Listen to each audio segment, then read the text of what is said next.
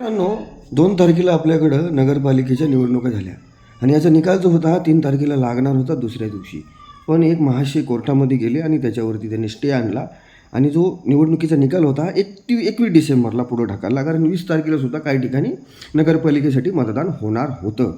आता ही गोष्ट झाल्याच्या नंतर राज्याचे मुख्यमंत्री देवेंद्र फडणवीस साहेब हे नाराज झाले या गोष्टीवरती आणि असं चुकीचं आहे असं त्यांचं म्हणणं होतं. बरोबर.